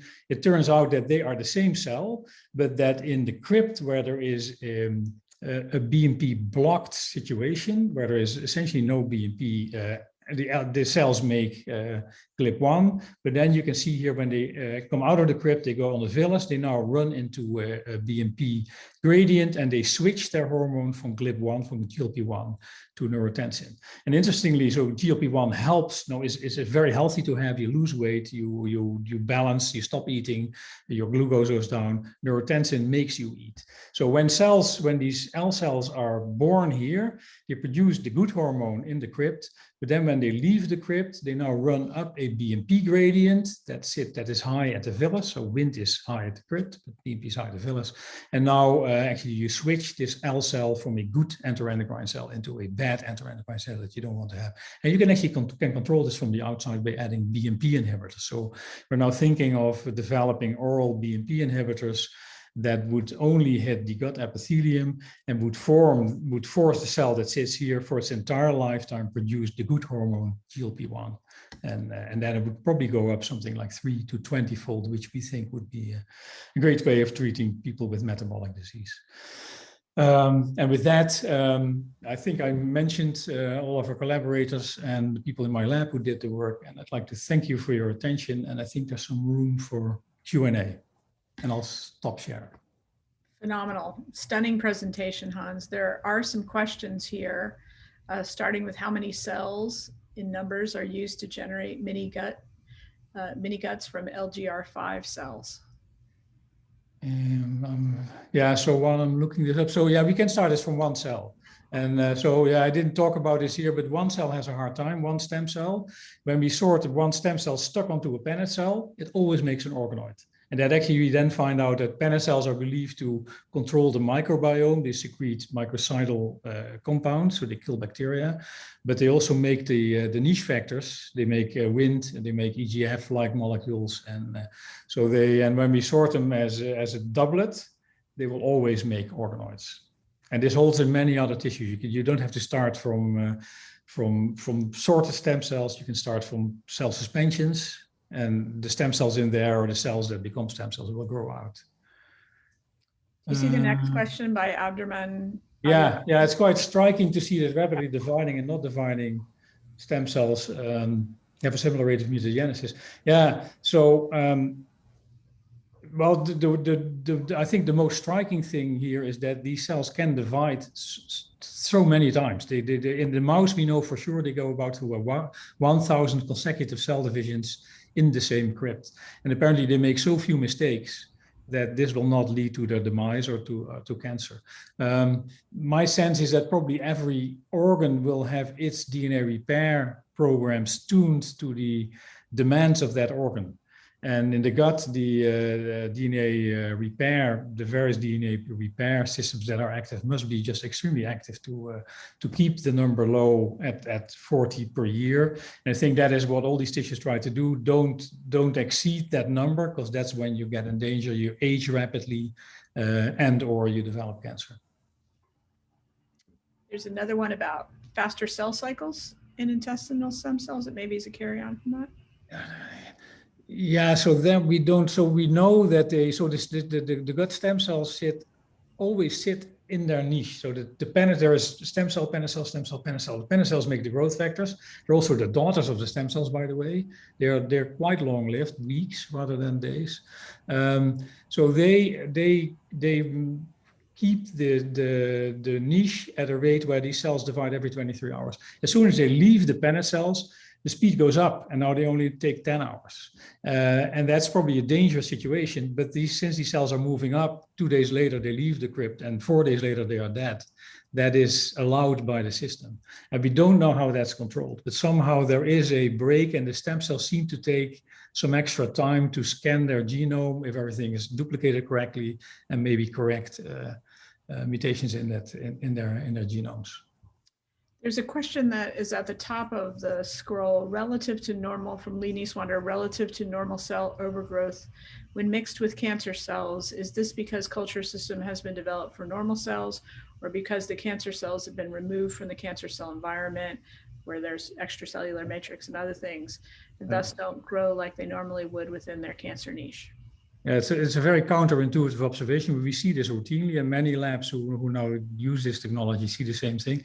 So it's a problem because if you like, prostate cancer is always mixed. It's not a circumscribed tumor. The tumor cells are diffusely penetrating the prostate. So the samples are mixed. If you grow them, you always end up after 3-4 passages with losing the cancer cells. You only have wild type cells, which was not the intention of the experiment. So we've made many, many movies, and what we see is that they essentially are equally good in trying to divide, but the cancer cells are just not very good at finishing mitosis. They make lots of mistakes. They run into checkpoints. They're, of course, often aneuploid. They have all sorts of other problems. And they're like zombies. They cannot sprint. The normal stem cells under these conditions will grow as fast as they can, which is what they would do, for instance, during wound healing. And but we can apparently keep them in that state for years, and they don't really suffer damage from that. The cancer cells don't keep up with that, but the normal cells, even after 2 years in culture, if you put them back in a culture without growth factors, they immediately quiet down and make differentiated cells. The cancer cells don't do that either. So they're like zombies. They cannot sprint. They just continue to walk, and pieces fall off, but eventually they will get the patient. It's not because they're fantastically good at dividing, but they basically don't stop. I think that is the main problem. It's probably all the reason why they're so sensitive to classical chemotherapeutics, because when we compare wild type and cancer cells, wild type cells get as easily killed by cancer chemotherapeutics as cancer cells are, but they recover. The few that survive recover immediately. And the cancer cells have a much harder time recovering from those kinds of abuses. Thank you so much, Hans. I think we're going to have to cut it off there, although feel free to answer any of the remaining questions in the Q&A box. Fantastic talk. So next we're going to move on to Mike Dyer, and his work has always inspired me, both from the standpoint of him taking developmental biology approaches, but also in the sort of egalitarian nature of what he does. He's big into data sharing and big into how to look through orphan drugs and how to really go after the stuff that as a community approach, rather than thinking in terms of very specific long-term goals of the pharmaceutical company or so forth. So he's in a unique position at St. Jude's Hospital in Memphis, where he's done some really outstanding work, mainly focusing on eye development and eye cancers. And today he's going to talk to you about developmental programs that drive clonal selection and drug resistance in rhabdomyosarcoma. So thanks for joining us, Mike. Thank you so much, Mary. Really great to be here. Let me go to presenter. All right. Perfect. All right, well, I'm really excited to be back at SDB again to share a brand new unpublished story for the first time. And I have a really simple yet ambitious goal today. My goal is really to convince each and every one of you that now more than ever, we need fundamental developmental biology expertise to improve outcomes for children with cancer. As many of you know, cancer is the leading cause of death for children under the age of 16. And unfortunately, for the past several decades, there hasn't really been significant improvement in outcomes. So today I'm going to tell you a story about rhabdomyosarcoma, which is a pediatric solid tumor with features of skeletal muscle. But this new conceptual framework really applies to every pediatric cancer.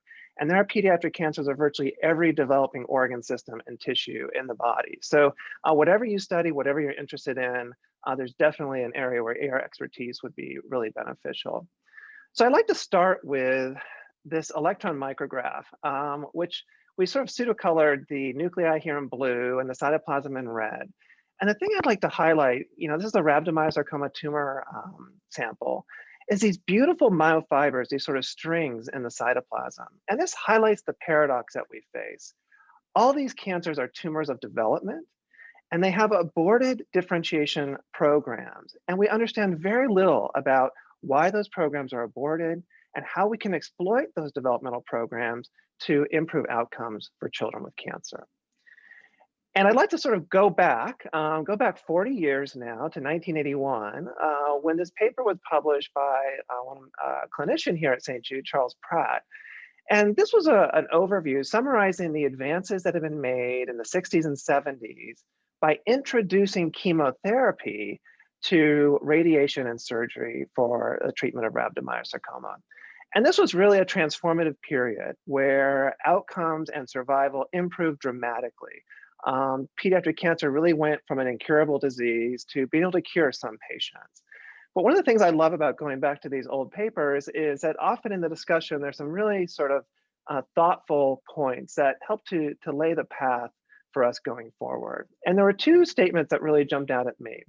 The first was, he made the point that we really have one shot at these cancers. We have to get in when the patient's newly diagnosed, because if we don't get a complete response at that point, they're just going to come back again and again and again, and the patient will ultimately die. And the second was, he expressed frustration with our limited chemotherapeutic agents. These are highly toxic, broad spectrum chemotherapy. And really, in the early days, there weren't a lot of choices there. So where have we come in the intervening 40 years? I think often the best way to highlight that, rather than give you numbers and data, is just to tell you a specific case about a single patient.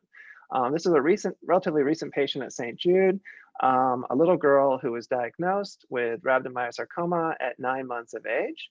The primary site of the tumor was the perineal muscle, but these tumors can pop up anywhere that you have skeletal muscle. At 9 months of age, she also already had metastatic lesions to the lung, shown here. And so a really challenging diagnosis. So she underwent, as an infant, upfront therapy, which was 6 different chemotherapeutic drugs and surgery. And after about a year of treatment, was free of disease as far as you could tell. Unfortunately, several months later, the lesions in the lung came back at a first recurrence.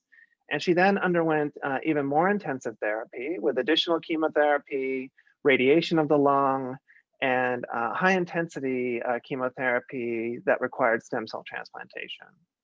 Again, free of disease, cancer came back yet again, this time both in the lungs and at the primary site, additional chemotherapy, and then just massive tumor expansion. And so basically from 9 months of age to 5 years old, she was an oncology patient and eventually passed away. But this really highlights that we've really not made a lot of progress in preventing these recurrences, which, as I pointed out, just get worse and worse each round of recurrence. And so what's the sort of current thinking, and what have we learned? Well, we've gone through the genomics era, I like to say. St. Jude and others invested hundreds of millions of dollars over about a decade to do sequencing of tumor samples, including pediatric cancers. And we did a number of cancers at diagnosis and recurrence from the same patient, trying to get insights into what's going on with this multiply recurrent disease. And one thing we did learn from that, which was an important clue, was that there is profound clonal selection with treatment. And so I've just sort of put that here on this cartoon. We know tumors, as you've heard from Hans and many others, are a complex mixture not only of tumor cells, but also of normal cells in that organ and the microenvironment.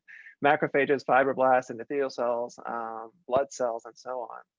But we understood that at least there was sort of a major clone and a minor clone, and that with treatment, there was some minor clone of rare population of cells that you couldn't see, right, that you couldn't detect by imaging, but you knew it survived because that cell then went on to see the recurrence. This might be as low as 1% of the original tumor volume. Completely eliminated the major clone, but that minor clone survived. And the challenge then is, how do we eliminate both the major clone and the minor clone so that we can prevent those recurrences that I highlighted? This is the challenge we faced.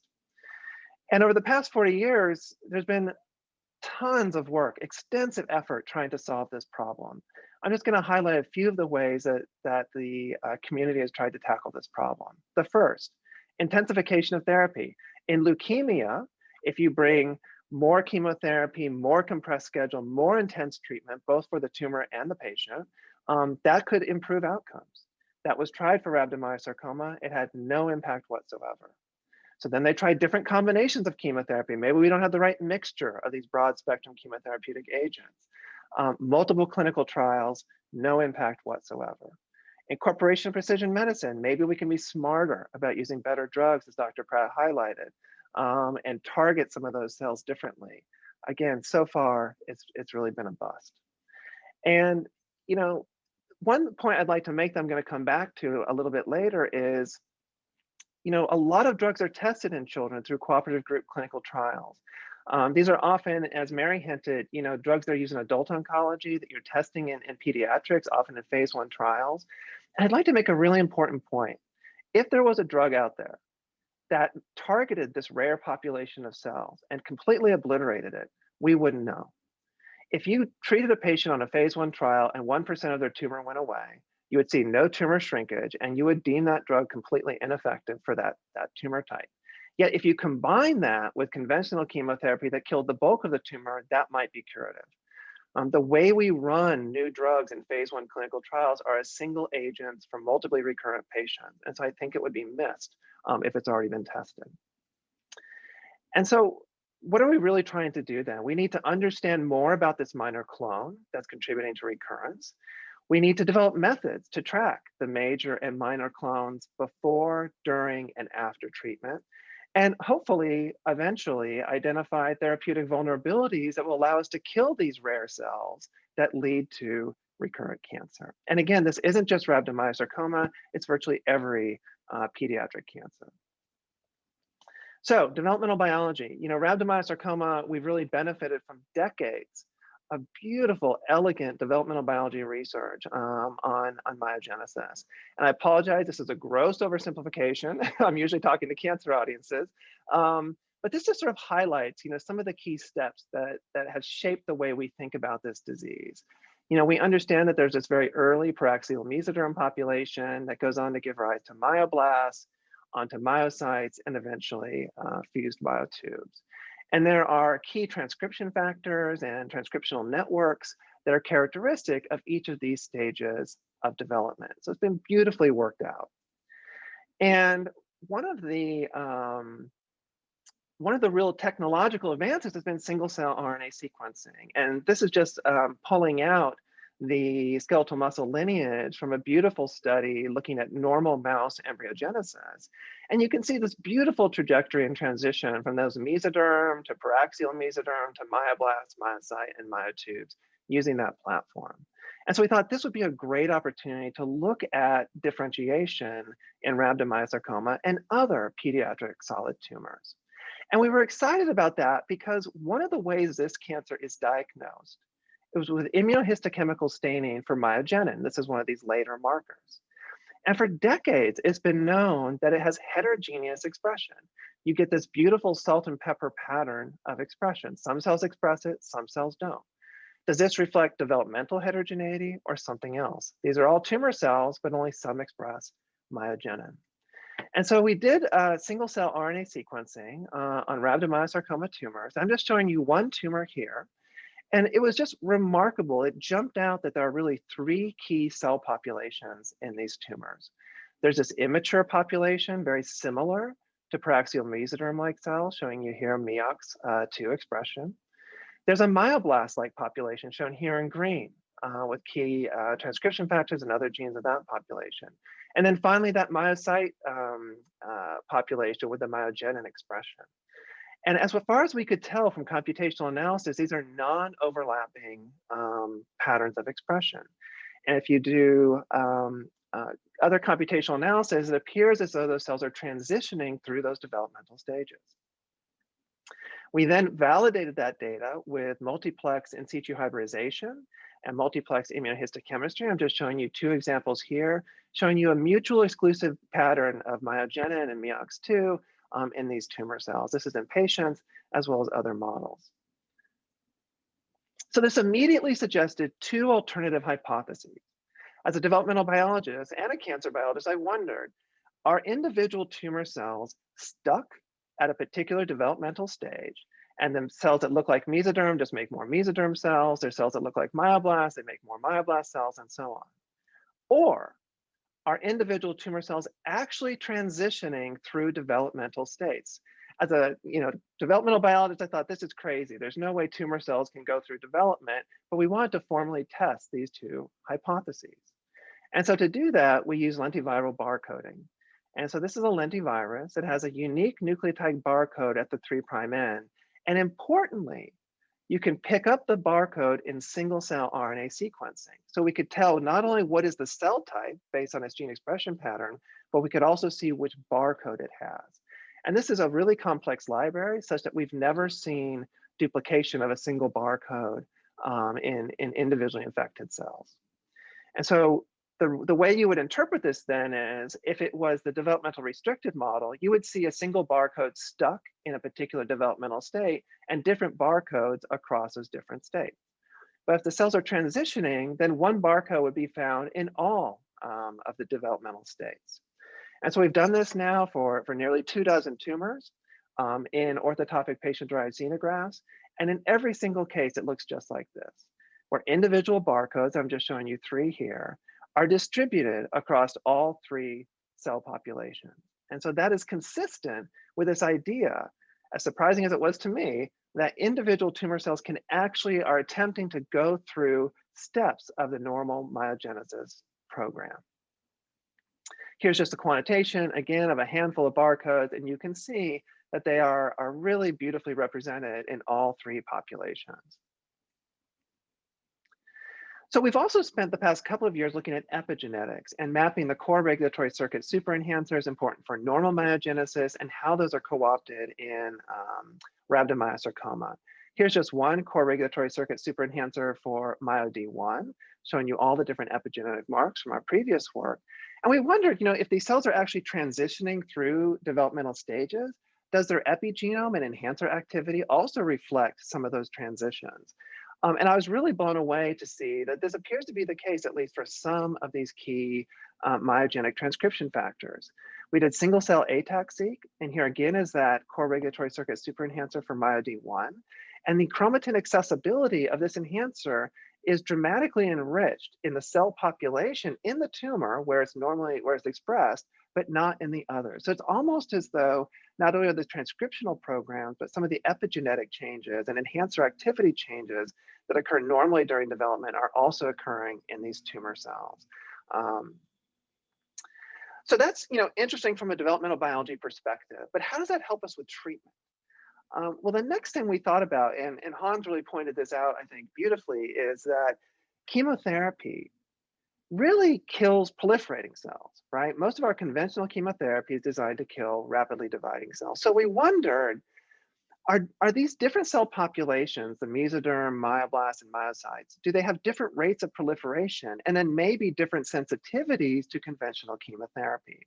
So using a variety of approaches, and this is just showing you the single cell RNA sequencing data, we found that it was really quite striking.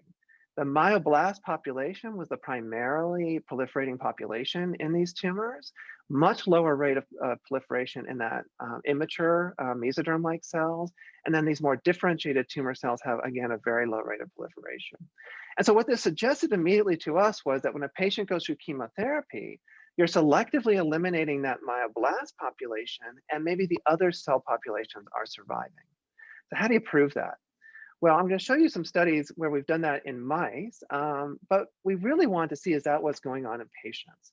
And it can be very difficult to get repeat biopsies in patients, but we got very lucky. There was a particular patient who had to undergo surgery in the middle of chemotherapy. And so we were ready for that sample, and we were able to do single cell RNA sequencing on that patient sample, again, from a patient in the middle of conventional chemotherapy. And we were blown away to see that nearly every cell in this patient's tumor looked like that paraxial mesoderm-like population. We then took that tumor and put it in an orthotopic xenograft in mice, and it repopulated the entire developmental trajectory as it had at diagnosis. So this really suggested that this immature population has the potential to repopulate that hierarchy. And so here's just what we think is going on in a cartoon form. Every patient that we've looked at so far has these 3 cell populations, and we think that they transition in an orderly manner through development.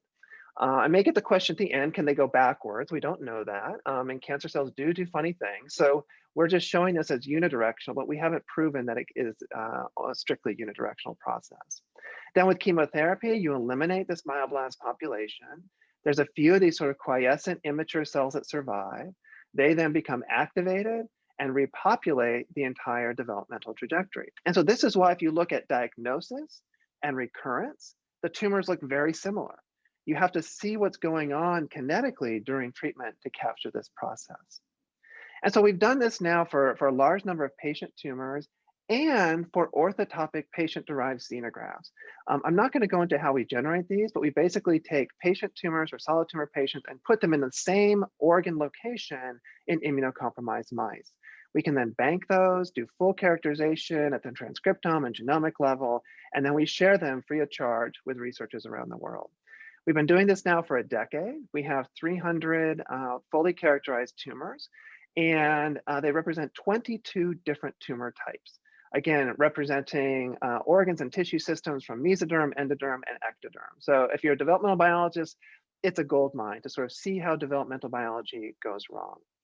We share everything free of charge, no obligation to collaborate. We share all the data, all the samples, unpublished or not. This is our mission. And my job here today is to engage the developmental biology community and to support bringing your expertise into this field. So check out our website or email me. I'm always happy to help.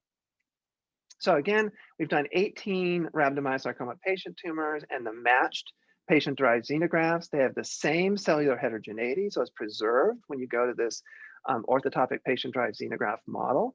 If anyone's interested in digging into the data, if we have computational biologists, I share all that data. It's all unpublished, but we're happy to give it to you, give you access to it. So just let me know. And we realize, as Hans pointed out, that yes, working with tumors in mice is great. It's a little bit closer to an in vivo situation, but we also knew that there were some assays that you really wanted to do ex vivo, kind of a primary culture ex vivo system. And so we've been working on 3D spheroid cultures of rhabdomyosarcoma and every one of our solid tumors, and we're working our way through that over the next 6 to 8 months. And we've made quite nice progress on many of them. This is the rhabdomyosarcoma. You can make literally thousands of these spheroids. They're actually quite robust and beautiful. So you just dissociate a tumor from a mouse, put a fixed number of cells in a dish, spin them down, and these spheroids will grow. This is about a week of culture shown here. We've continued to grow them for months, and they just get bigger and bigger and bigger. So they do quite well in culture. But we wanted to really begin to adapt them from 3D to 2D. So we call this our 3D to 2D system. And so we can take these 3D spheroids after a week and put them on a plastic dish that's been coated with matrix. They sit down and it's almost like an ice cream cone, a scoop of ice cream melting on a hot summer day. They just sort of dissolve into and spread out on the plastic. So I'll just show you what that looks like in a movie. So here is the spheroid. You can see the cells crawling out. Over about 24 hours, they completely flatten out. Some tumors are a little faster than others, but 24 hours is a pretty good benchmark. And one of the amazing things to me about this is, I think you can appreciate you'd be hard pressed to find any cell death. If I took that patient tumor, that xenograft tumor, dissociated out of a mouse and put it on this plastic dish as dissociated cells, there'd be massive cell death. 80, 90% of the cells would die.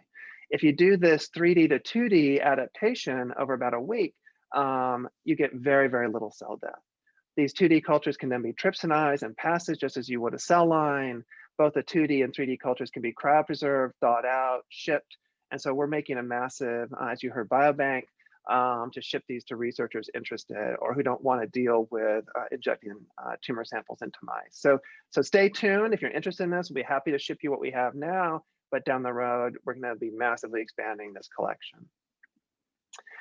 Do those 3D spheroids capture the heterogeneity? And they do. So here's just one example from the same patient. We did single cell RNA sequencing of the patient tumor. Here's our 3 populations. Of course, there's some normal cells there. Here's single nucleus RNA-seq. We want to prove that nuclear RNA-seq of a cryopreserved sample was the same as a fresh sample, and that looks the same. Here's the patient-derived xenograft, that's the mouse. Again, 3-cell population, very, very similar. And here's the organoid from that xenograft. Again, 3 populations, and if anything, we've enriched for this paraxial mesoderm population, which is actually a good thing because that's the population we're trying to kill. And so it's been really reassuring for all these tumors that I've talked about that they recapitulate the cellular heterogeneity. So great, we now know that there's cellular heterogeneity, that tumor cells can transition through developmental stages, and this immature population is surviving conventional chemotherapy. And basically what we've been doing over the past 4 decades is just killing that same myoblast population again and again and again in different clinical trials. And that's why outcomes haven't improved. We have to go after this immature cell population. So how do we do that? Well, one approach we took was to turn to our computational colleagues, GNU here at St. Jude, who does network analysis. And he took our massive single cell RNA-seq database, and we told him we need to understand the pathways and vulnerabilities in that mesoderm, that immature population. And so he ran it through his analysis and did some additional studies and really came up with a list of pathways and genes that were deregulated selectively in that mesoderm population. At the top of that list was EGFR, which was really exciting to see as both a developmental biologist and a cancer biologist. Here's a sort of expression, very highly expressed in the mesoderm population, and then it gets turned off as they differentiate. We validate everything by multiplex in situ and immunohistochemistry. Here's just the immunohistochemistry. Here's a big patch in a patient tumor of that immature MEOX2 expressing cells shown in purple. And you can see the cytoplasm and plasma membrane has a lot of this brown staining, that's EGFR. But the other cell populations do not express it. And here's the converse, where the myogenin more differentiated cells do not have the brown staining, and this cell population has the EGFR expression. Here's a single cell RNA-seq. Again, the MEOX2 population overlaps beautifully with EGFR. We can flow sort that EGFR population, and those give rise to these beautiful 3D spheroids, as I've shown you. And if you try the same parallel culture with the EGFR negative population, that'd be the myoblasts and myocytes, they just sort of sit at the bottom of the dish and die. So it seems to be a very, very potent population for repopulating the entire developmental trajectory. So I'm going to skip over a lot of the ex vivo drug testing studies that we've done, similar to what Hans showed, where you can do high throughput screening. But we immediately thought, well, there are well-known EGFR inhibitors. These are kinase inhibitors that have been developed for adult lung cancer. So we've really benefited from the work in adult oncology. And we thought, well, let's go ahead and give these a try. They seem to have an effect in 3D spheroids. And then we applied that in vivo in our preclinical testing paradigm. And in our mouse studies, I'm not going to go into it in detail, but we do all the same scheduling and drug dosing and pharmacokinetics to make sure we're trying to recapitulate as closely as possible in the mice what happens in patients. And remember back early on, I told you, if we just killed that rare clone that didn't kill the major clone, we would really see no effect if we looked at tumor volume. And that's exactly what we show here. That if you just give the EGFR inhibitor alone, it has no effect whatsoever. If you give conventional chemotherapy, in this case, vincristine and irinotecan, you can knock back the tumor. But now when we combine conventional chemotherapy with the EGFR inhibitors, they do much, much better. Now, this isn't quite ready for the clinic yet. And the reason is there's still some tumor there. And so I think, and this is where we're focused now, that's because these tumor cells, these rare mesoderm cells, they are signaling through EGFR, and the kinase inhibitors are disrupting that, but we're not strictly killing the EGFR population. And so we're now trying different approaches to just eliminate any cell that expresses EGFR in these tumors. There are antibody drug conjugates, again, that were developed for lung cancer, and we're also working with CAR T cells targeted to EGFR, trying to kill that population. So still a little bit of work to do before this goes into clinic, but we're hoping that we can move this along in the next year, year and a half. So to sort of wrap up what I've told you then, instead of thinking about tumors as sort of a homogeneous population of cells, we've come to appreciate, at least for rhabdomyosarcoma, that there's really three major populations: an immature paraxial mesoderm population, a myoblast, and a myocyte population. And I'll tell you, we've now done single cell RNA sequencing for all 300 of those tumors in the matched xenografts, or that's getting close to finishing up, not quite complete yet. And I can tell you that this sort of developmental hierarchy and developmental heterogeneity is found in nearly every one of those tumors. So it's a gold mine for developmental biology. And conventional chemotherapy does a really, really good job of getting rid of those proliferating myoblast cells. But in the case of rhabdomyosarcoma, these mesoderm cells survive in some patients, and then they repopulate the entire tumor. And that's why the tumor looks very similar at recurrence and diagnosis. So how are we approaching this? How are we going to fix this problem? So there's really two clinical approaches, and we're thinking about both of them. We don't want to close any doors off at this point. One is to take a patient through conventional chemotherapy, but now we know what's happening. We know these cells are going to be present in some patients at the end of treatment. And instead of just waiting it out and waiting for them to seed a recurrent tumor, we could then give the patient what we would call maintenance therapy, which would be just a single agent or two agents to target just that population. In this case, some sort of targeted therapy against EGFR. And that's something that's done routinely for pediatric cancer. For example, neuroblastoma patients get retinoic acid to differentiate any residual tumor cells along the neuronal lineage. Another possibility is to try to hit them up front when we are giving that broad spectrum chemotherapy. The challenge there is there's already a lot of toxicity with chemotherapy, so it all depends on what the toxicity profile is for that novel agent. So we're looking at both options and trying to figure out which one is more likely to work. So if I can sort of bring you back then full circle, 40 years ago, Charles Pratt really sort of highlighted, what are the challenges that lay ahead for us? And again, really remarkable insights that we have to prevent recurrence. And trying the things that worked for leukemia and other cancers really didn't work for pediatric solid tumors and haven't worked.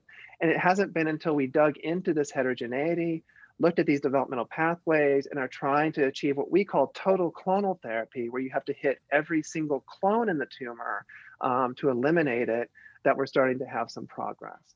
And new chemotherapeutic agents and combinations that target each one of those clones is going to be the key, we think, for moving forward. So it's a new conceptual framework. We don't just want to see tumor shrinkage. We want to see each of the clones eliminated. And we need to have better technologies for monitoring those different clonal populations before, during, and after treatment. And by engaging the developmental biology community and the expertise that you bring to this, I think we can have a real opportunity over the next decade to transform the landscape of pediatric cancer and exploit these developmental pathways that are driving tumor recurrence and ultimately death in children. So I will stop there, acknowledge my team. This is a pre-COVID photograph. We haven't had a chance to go do a post-COVID one, but just to highlight, all this work was essentially done by two really talented members of the group, Anand Patel, who's an MD PhD instructor at St. Jude, was a clinical fellow here, and Beth Stewart, who's one of my close colleagues. She's a translational clinical researcher and really helps to move all the work forward into the clinic, and really rigorous, robust translational research. So really amazing team, really blessed to work in this incredible environment. And thank you all for your attention. Love to take some questions. Beautiful, Mike. We're going to squeeze in a couple of questions here at the end. Let's start with the one from Srivastan Rajan, who's asking about the macrophages and endothelial cells. You had them on your slide drawn in there in the cartoon. Do they play any kind of role in helping these immature cells to survive or evade chemotherapy, or what are your thoughts on that? Yeah, I've kind of stopped, those are incredibly important. And now with single cell technologies, we can see what those cells are and how are they different in individual tumors, right? So This is an area of cancer biology I had kind of, ignored for many years, but now we're really focused on. And so we're trying to compare those populations across individuals, across time points, and see what their roles are. I don't have, we've looked at it, don't have sort of that home run discovery, but definitely on the radar. So if anyone out there wants to study those and look at those, we'd love your insight as well. And one quick note is, we're now trying to rebuild the non-tumor cell populations in these tumors, both in spheroids and in mice. So we're making iPS cells from every patient that we get tumors from. And then you can imagine, oh, let's differentiate those into macrophages and vascular endothelial cells. So they'll be patient matched, and we can start to rebuild that tumor microenvironment. Sort of one of my dreams for the next 5 years, but those resources are coming. So keep your eyes open. Very cool. And maybe a question from Bridget Hogan, very interesting. So do you think the tumors arise in young kids from embryonic cells that didn't differentiate quickly enough, or could they come from muscle stem cells? Don't know. Cell of origin is one of those things that is really, really tricky in childhood cancer, because they may have come from a certain cell, but change in their phenotype a little bit, right? Just as I showed you, in a single tumor, these cells can transition. So I'm always really hesitant to make bold claims about cells of origin because cancer is a bit messy. But I think that would be a powerful question and a powerful approach to try to dig into using single cell platforms going forward.